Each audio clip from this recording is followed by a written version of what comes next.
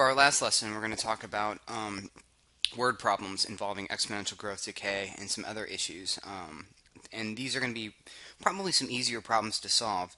I want you guys to look at question 1 and start to realize what's going on here. We have $500 invested at 6% annual interest. Now, if that was just a 6% annual interest, that means at the end of the year you're going to get 6% of that $500 back. And that would be $30. So at the end of the year, you're going to have $530. But if we compound it twice a year, we're actually going to get more than the $30 back. Because basically halfway through the year, at 6 months in, I'm going to take 3% of that. So I'm going to get $515. And then I'm going to take 3% of that, and I'm going to get a little bit more than $530 out of it. Let me pause. 0.03 times $515 gives me that. So basically I'm making almost the same, but I'm making $530.45. So it's not really as much as you think it is that we're compounding on, which is really why banks don't have a problem doing this. But anyway, let's see if we get that. So or see if I was right.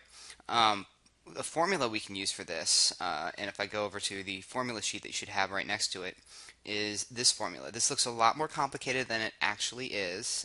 Over time you'll start to see this as a relatively simple formula. It's a geometric sequence formula, kind of like we had before. But my A is my final amount. My P is my principal, which is like an initial amount. And both of those are in dollars. Those are dollar units. So starting and ending. R is the interest rate, expressed as a decimal, and this interest rate is per year, so that T is then matches, it's the number of years, and N is the number of times compounded annually. You won't be required to memorize this formula, but you will need to know how to use it. So if I can transfer that formula over to here, I've got A equals P, 1 plus, let's see, I've already forgotten it, R over N? Yeah. R over N to the RT. Is it RT or is it NT? NT. Sorry, I'm spacing here. Okay. Now we just need to define what my variables are, and this is some of the work that I'm going to want you to show. So if I have $500 invested, that's my principal. Principal is $500. My interest rate is 6%, so 0.06. My number of times compounded annually, it's compounded twice a year, so that's 2. And the time we don't know, and I want to know when the final amount is $1,000. So I'm going to substitute. I get 1,000 equals 500, 1 plus 0.06 over 2 raised to the 2t.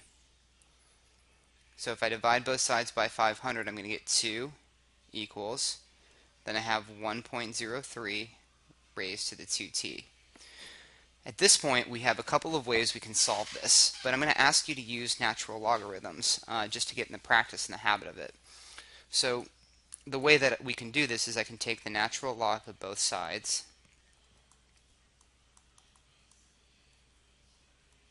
If you can hear that in the background, my brother's watching Breaking Bad. Okay, so I've got ln of 2 equals this. Now how does that help? Well, I can use the power rule and push that out there. So I have ln of 2 is equal to 2t ln of 1.03. Now to get the t by itself, I just want to divide both sides by 2 natural log of 1.03. Remember, the natural log of 1.03 is its own number, so I can just divide both sides by that. And I get t is equal to the natural log of 2 over 2 times the natural log of 1.03. And that's it. So let's go ahead and plug that into the calculator. I'm going to set up a fraction, which is kind of how I'd recommend doing it. Then I have, let's see, I'm going to use a mouse here so I don't mess this up. 2 natural log 1.03 and you get 11.72 years.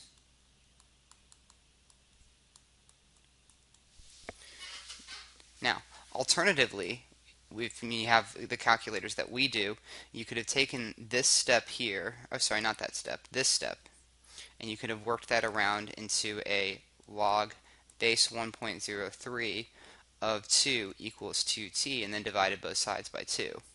But I want you working with the natural logs because you never know when you're going to have a calculator that doesn't have. Our next problem involves growth and decay, and not growth and decay, it involves continuous compound interest. I need to delete this. I've been struggling with this program, and this is like the 5th time I've done this, so I apologize. But my point is that with continuous interest, where interest is taken at every moment rather than just a couple times a year, we need to use this number e, which is the representation of this 1 plus 1 over n to the nth power. We're going to pull that out of the previous equation and replace that. So my a is still my final amount, p is the initial amount or the principal, r is the interest rate, and that's per year, and t is the number of years, time. So if I go back to the problem, what I have is this this new formula, a equals p e to the rt, and if I substitute 1000 equals 500 e to the 0.06 t, divide both sides by 500, and I get 2 is equal to e to the 0.06 t. And to solve this equation, I can take a natural log of both sides, and that's going to simplify the right side to become 0.06 t. Then I divide both sides by 0.06. I get t is equal to the ln of 2 over 0.06. And if I look into the calculator, I can see that this right here represents that. So ln of 2 over 0.06, 11.55. And that's just a little bit less time than before. Okay, our next problem involves growth and decay. And if I go to the formula for growth decay, what I'm going to see is this formula, which is similar to the compound interest one. It's actually virtually identical. Y is still the final amount, n is still the initial. K, instead of being a rate, is a constant. And if it's positive, it's growth. And if it's negative, it's decay. And t is time. And the units of time here don't matter because the constant k is going to adjust to match whatever units you have. So if I go to the formula, I get y is equal to, or problem, I get y is equal to n e to the kt, and where y is 195, n is 30, k is unknown, and t is 5. So if I substitute, I'm going to get 195 equals 30 e to the 5k. Divide both sides by 30 and simplify, and I'm going to get 13 halves is equal to e to the 5k.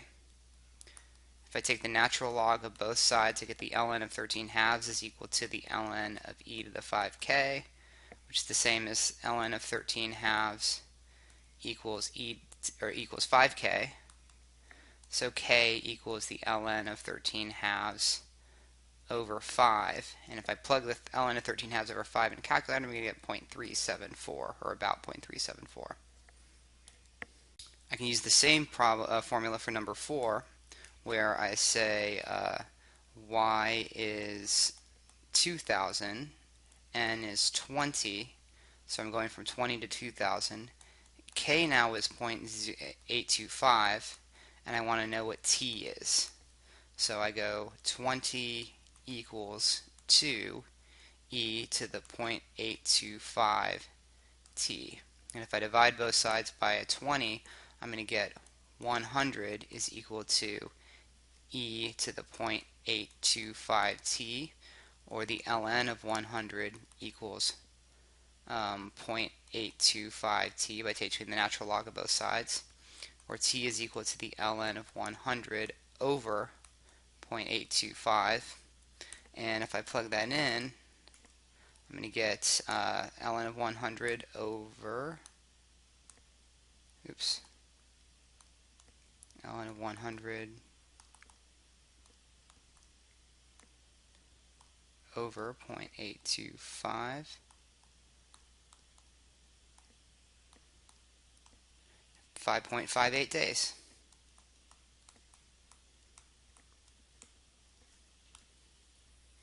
This next problem talks about tripling money in 12 years. So this goes back to the compound interest formula. A is equal to PE to the RT. Now, what's interesting here is it says triple. Well, triple is a ratio. That means that my final is 3 times the initial. So if my amount for the final, or the initial is 1, my final is 3. We can do that because my first step is actually to divide by P, and I know that A over P is going to be equal to 3. So I don't really need to worry about what the amounts are as long as I have the ratio correct. In this problem, my T is 12, so I go e to the 12 R, and then I want to solve for R. ln of 3 is equal to 12R, and R is the ln of 3 over 12. And the ln of 3 over 12,